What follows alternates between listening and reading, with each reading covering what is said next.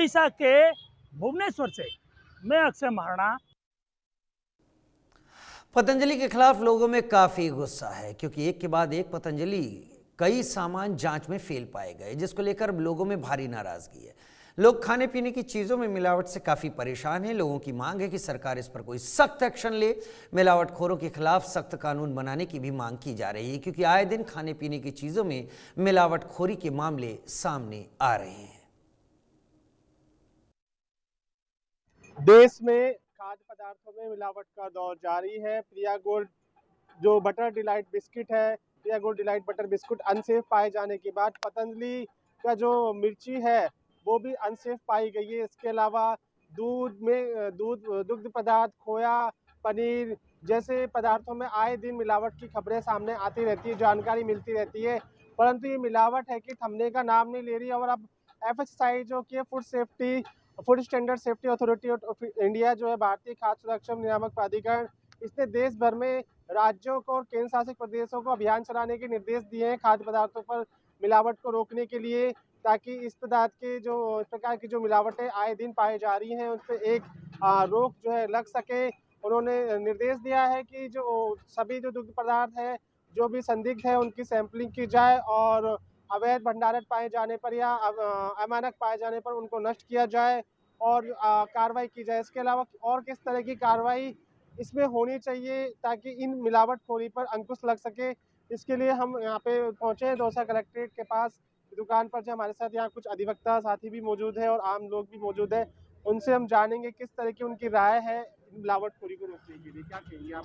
नाम बताइए सबसे पहले आपका। कुंज बिहारी शर्मा, एडवोकेट। खाद्य अपमिश्रण अधिनियम जो पहले बना हुआ था उसमें बड़ा सख्त कानून था और सजा का प्रावधान था। व्यापारियों की मांग से जो इस कानून में बदलाव किया गया, फूड सेफ्टी एक्ट बनाया गया, उसमें सजा को जुर्माने में तब्दील कर दिया गया। जुर्माना तो दिया गया, जुर्माना तो किया गया, लेकिन सजा के प्रावधान को कुछ विशिष्ट प्रकरणों में ही सजा का प्रावधान रखा गया।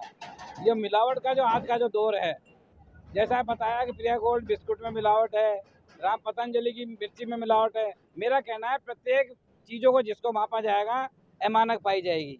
तो मेरा तो ये निवेदन है सरकार से भी इस एक्ट में जो सजा का जो प्रावधान है वो बरकरार रखा जाना चाहिए, ताकि इस सजा के प्रावधान को हटाने से व्यापारी तो लाभान्वित हुए, लेकिन आम जन के साथ जो खिलवाड़ हो रहा है, प्रत्येक व्यक्ति के साथ जीवन का जो संकटापन हो रखा है, आए दिन बच्चे मृत्यु हो रही है, कैंसर की डिजीज हो रही है, तंबाकू पे लिखा हुआ है साफ डेंजर टू लाइफ, ये तो लिख दिया कंपनी ने। कंपनी वाले तो पैसे वाले हो गए, लेकिन जिसके घर में जो कैंसर से मृत्यु होती है उस आदमी से जाके पूछो कि क्या हो रखा है। ऐसे उत्पाद को बंद किया जाना चाहिए, तब जाके इस पे अंकुश हो सकता है। मिलावट के लिए प्रभावी कानून बनना चाहिए, इसमें प्रभावी कानून बनना चाहिए। कानून तो बना हुआ है, उसका इम्प्लीमेशन मस्त है।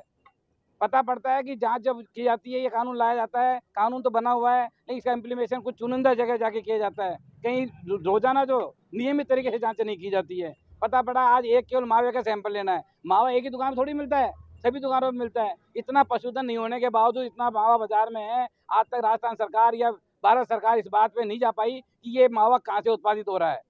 जब पशुधन ही नहीं है तो मावा कहाँ से उपलब्ध होगा। और टनों में नहीं, क्विंटलों में कितना घी मिला है, घी कहाँ से आ रहा है, ये जांच करो। सारी मिलावट का है। मिलावट प्रत्येक आम जन के जीवन के लिए संकटापन पैदा कर रही है। प्रत्येक व्यक्ति इससे ग्रसित है, मैं और आप भी इससे बचे हुए नहीं हैं। इससे जीवन खतरनाक हो रखा है। आए दिन कैंसर से गंभीर बीमारियों से मृत्यु हो रखी है। तो मेरा मानना यह है कि इस कानून में जो संशोधन कर रखा है जुर्माने का, उसको सजा में प्रावधान में तब्दील किया जाना चाहिए, ताकि मिलावट पे अंकुश हो सके, मिलावटखोरी कम हो सके। कानून की प्रभावी पालना हो और सख्त सजा दी जाए जो भी मिलावटखोरी में लिप्त है, इनका कहना है। और भी हमारे साथ मौजूद है, आप क्या कहेंगे इस बारे में? मैं अबुल कलाम खान, एडवोकेट, जिला सेशन न्यायालय दौसा। मिलावटखोरी आज के टाइम में अपने संविधान के अंदर जो अधिकार है जीवन जीने का, उसका घोर उल्लंघन हो रहा है। सरकार प्रभावी कानून बनाती है, लेकिन उस कानून की कहीं क्रियान्विति नहीं होती है। उस क्रियान्विति के लिए मेरा सरकार से आग्रह है कि कानून में जो जुर्माने का प्रावधान है उसके साथ में सजा का प्रावधान भी जोड़ा जाए। साथ ही जो भी प्रभावी कार्रवाई जैसे सरकार चलाती है शुद्ध के लिए युद्ध अभियान वगैरह, इसमें सरकार को पहला ये रखना चाहिए, जहाँ ये मैन्युफैक्चरिंग हो रही है सरकार वहाँ कार्रवाई करे, वो कंपनियों पे कार्रवाई करे, ना कि आम फुटकर जो बीच में मंडी पे बेचते हैं उन पे ना करके डायरेक्ट कंपनियों पे करें, ताकि मिलावटखोरी वहाँ से रुके। जैसा आपने बताया प्रिया गोल्ड है, ये पतंजलि का जो मिर्ची वाला है, कंपनियों को पे करें ना जहाँ बनती है। आम दुकानदारों के खिलाफ क्यों? ये जो कानून है खाद्य मिश्रण अधिनियम वाला, ये मात्र जो दुकानदार हैं उनके ऊपर ही कार्रवाई व्यापारी पे होती है। कंपनी के लिए प्रभावी करें, कंपनियों को इन मुकदमों में लाया जावे, ताकि जहाँ ये बनती है वहीं से कार्रवाई शुरू हो, तो अपना आप इसमें जो मिश्रण हो रहा है उसमें सुधार आएगा और ये प्रभावी रहेगा। बिल्कुल सही कहा है इन्होंने कि खाद्य सुरक्षा विभाग जो कार्रवाई करता है, हम देखते हैं कि किस तरह से छोटे मोटे व्यापारियों पर सिर्फ कार्रवाई करके, औपचारिक कार्रवाई करके उनको छोड़ दिया जाता है, और जो बड़े व्यापारी है या जो निर्माता है उनके खिलाफ कोई प्रभावी एक्शन नहीं लिया जाता। इसके कारण आए दिन इस तरह की मिलावटखोरी हमें देखने को मिलती है। दूध, खोया, पनीर में लगातार मिलावट देखने को मिल रही है। सर, तो किस तरह से अंकुश लगे इन पर? राजेंद्र कुमार शर्मा, एडवोकेट, जिला अभिभाषक संघ दौसा। फूड सेफ्टी एक्ट के तहत जिस प्रकार के प्रावधान पहले थे उनको हटाकर केवल मात्र जुर्माने में तब्दील करने से पूरे एक्ट का तरीके से जो है कंप्लायंस नहीं हो रहा है।